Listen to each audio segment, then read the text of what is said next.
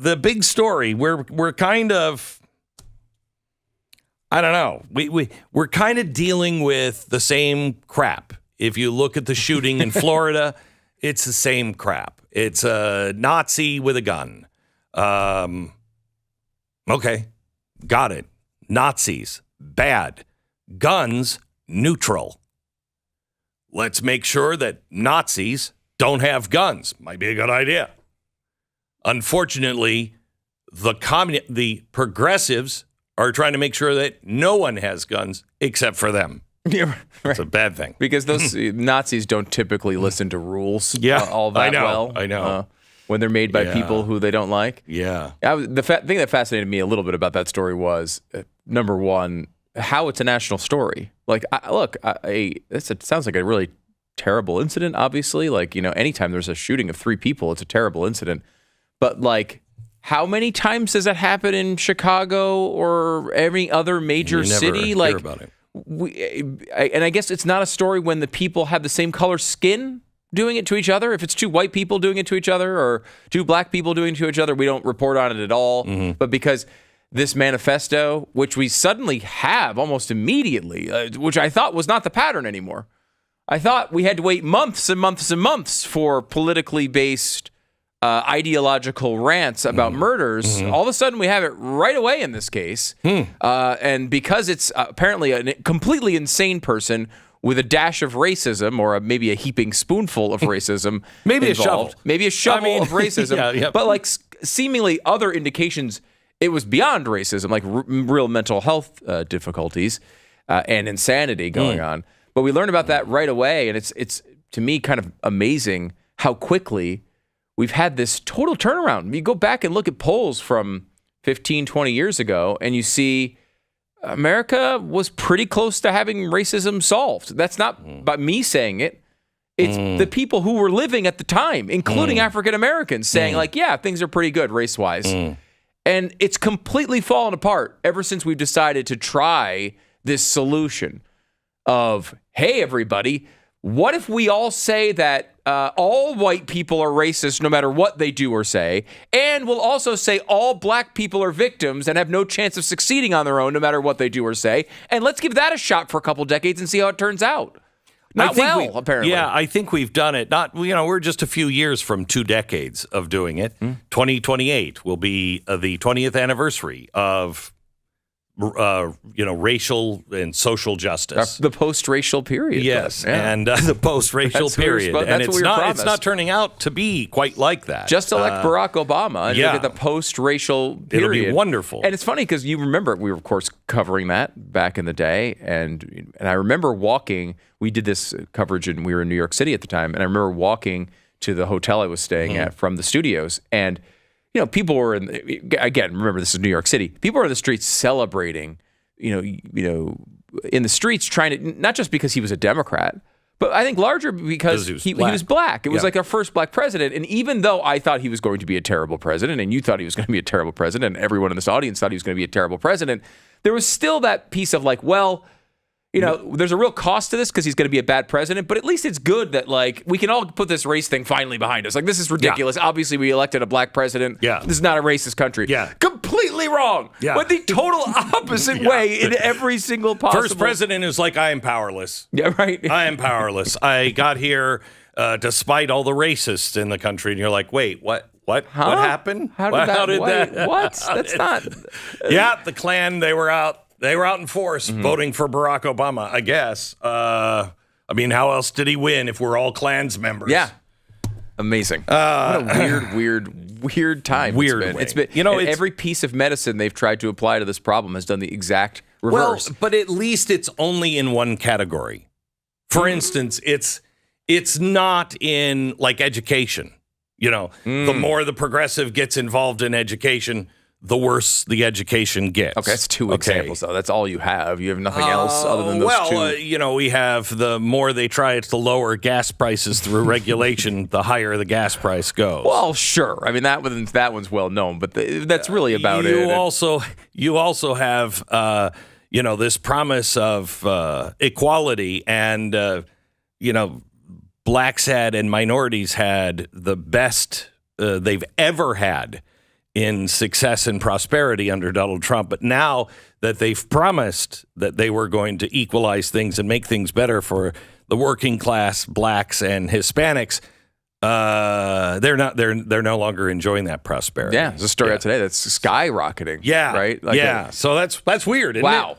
it's a stunner. It's weird. It's almost like everything they touch turns to garbage. I was going to use a different word than that. Yes. It's hey, our Inflation Reduction Act does the exact opposite. Sure. Yeah. But yeah, I mean, sir, you have a few thousand examples, and that's about it. Okay, that's it. Yeah. I only have everything they do and say how much we're going to reimagine the police and make our communities safer. Has that worked? No. Nothing My question they do works. My question is, have you had enough yet? Have you had enough yet? Do you have enough evidence yet? Because I do. I've had it for quite some time, but maybe I was just quick on the uptake on this particular 1,000 issues. But when have you had enough? And you realize, I think, when you look at our major cities around the country, there's never a time they get it. It never comes. Never comes. You could put the same people in office for 100 years. They have. And they failed for 100 years, and they will still elect the same people. I know. It's incomprehensible. Honestly, wouldn't you just try something else out of default? Right?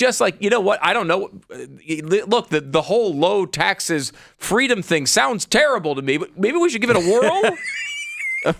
Right? Isn't there a moment you consider that? And the answer largely is no. No. They don't ever consider it. New York, same thing. And it kills me the way New York is now reacting to the migrant problem. Oh my gosh, it is. It's crippling New York City.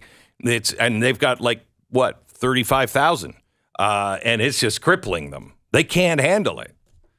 Have you been to Houston? Have you been to Dallas? Have you been to the border? Have you been to Arizona? I mean, what are you talking about? Have you been to California? Yeah, because New York, you don't even have to fly. The only difference between you and Los Angeles now, palm trees. That's it. Oh, and snotty celebrities. No, you've got enough snotty celebrities there. It's fascinating to watch this because, of course, obviously, places like Texas and other border states have been complaining about this forever and saying, we've got a real problem here. No one's helping us. And, but it's amazing to see, a few buses. This is what set you over the edge? Yeah, I know. Your society was so close to the edge that a few buses of people that you said you wanted, by the way. We should point out, you were welcoming your sanctuary city. You wanted this so badly. A few buses show up from the South, and all of a sudden you can't run your society anymore. I will say, Texas, for all it gets all this beating about how these evil right wingers and how they hate immigrants.